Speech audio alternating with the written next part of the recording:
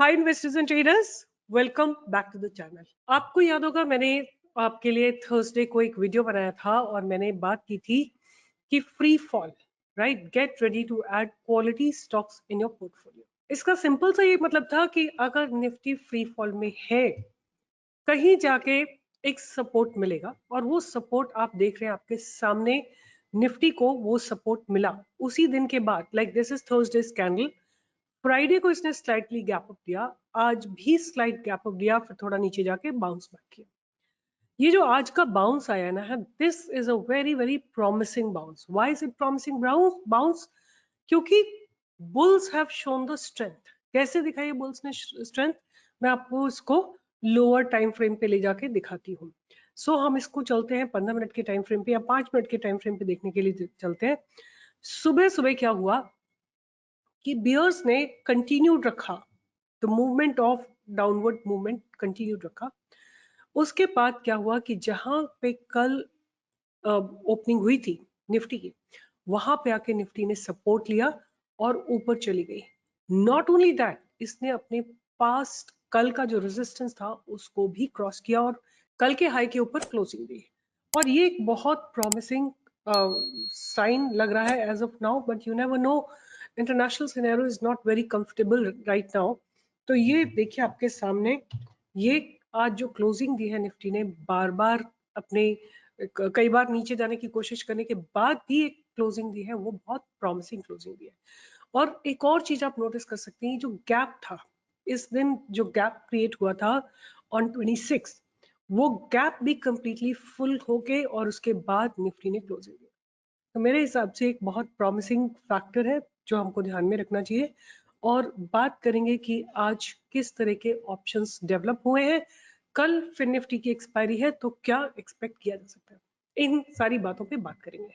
सबसे पहले चलते हैं निफ्टी के ऑप्शंस के ऊपर चलते हैं और आप बहुत क्लियरली देखेंगे कि किस तरह के बिल्डअप्स हो रहे हैं। अगर हम उनकी बात करें तो हम लेंगे जहां पे भी ऑप्शंस की वैल्यू 10 रुपए से ऊपर है, तो यहाँ लेंगे। इन द मनी में हम क्या करेंगे, जहां पे अच्छे खासे वॉल्यूम्स है वहां पे लेंगे। तो ये आपके पास आ गए 1 2 3 4 5, 5 out of the money and 4 in the money call option आ गए। और इसी तरह हम क्या करते हैं, 4 1 2 3 4, 4 इन द मनी हम यहाँ लेते हैं एंड 5 हम इधर लेते हैं, राइट। तो बात करते हैं कि आज के दिन क्या डेवलपमेंट्स हुए हैं और ओवर 1 वीक क्या डेवलपमेंट्स हुए हैं।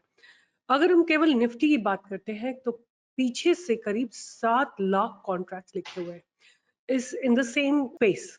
और आज अगर हम देखते हैं तो there are 80,000 contracts that have been written. अगर हम पुट साइड की बात करते हैं तो पुट साइड में 5.5 लाख कॉन्ट्रैक्ट्स लिखे हुए हैं और आज के दिन 3.25 लाख कॉन्ट्रैक्ट्स लिखे हैं। अगर हम क्लियर बात करते हैं तो आज के दिन बहुत स्ट्रॉन्ग सपोर्ट डेवलप हुआ है। आप देख सकते हैं कि ये सारे पुट राइटर्स जो है आज एक्टिव हुए हैं। तो अगर देखा जाए तो निफ्टी को एक बहुत स्ट्रॉन्ग सपोर्ट बन रहा है in the shorter time frame. In the longer time frame अभी भी थोड़ा सा रेजिस्टेंस है until there are some more unwinding that happens. तो एज ऑफ नाउ निफ्टी का स्टांस पॉजिटिव ही लग रहा है। और बात करते हैं कि फिन निफ्टी में क्या हो रहा है। सब में अगर आप देखेंगे तो स्ट्रक्चर सेम बना है, Nifty, bank Nifty, fin Nifty, सब में स्ट्रक्चर एकदम सेम बना है। सबने फ्राइडे को एक गैप अप ओपनिंग दिया था और गैप अप ओपनिंग के बाद आज फिर थोड़ा सा गैप डाउन दिया बैंक निफ्टी ने, नीचे गए और बाउंस किया। अगर हम फिन निफ्टी की बात करें तो वही सेम सिनेरियो है कि फिन निफ्टी भी एक सपोर्ट जोन में आई हुई है। फ्राइडे को एक गैप अप ओपनिंग दी थी, आज स्लाइट गैप डाउन दिया और फिर उसके बाद थोड़ा नीचे जाके बहुत स्ट्रॉन्ग बाउंस बैक किया है।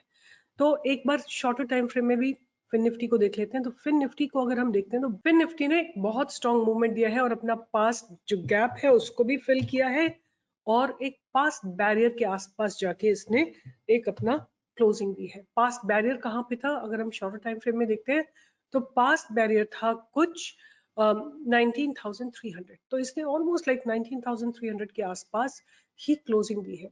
तो ऐसा लगता है कि कल 19,300 के ऊपर अगर ओपनिंग होती है तो ये जो बैरियर है डिमोलिश हो जाएगा और फिर आपको 19,500 के टारगेट आते हुए दिखाई दे सकते हैं।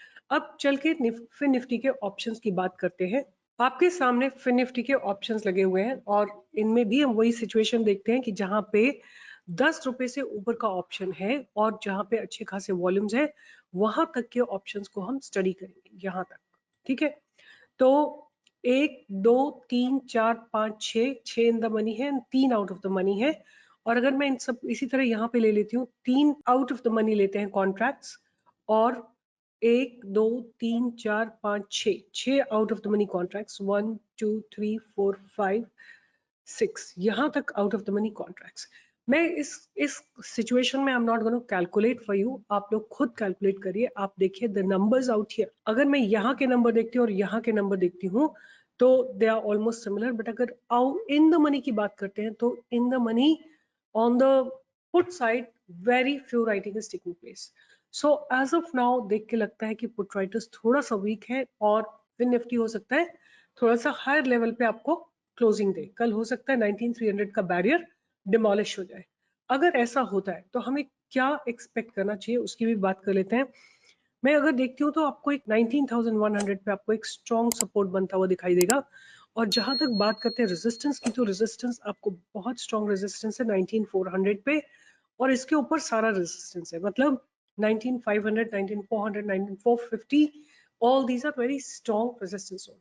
सो रेंज कल की रहने वाली है 19400 ऊपर की तरफ। अगर 19400 ब्रेक होता है by any chance with gap up opening and unwinding, आपको 19500 के टारगेट भी देखने को मिल सकते हैं।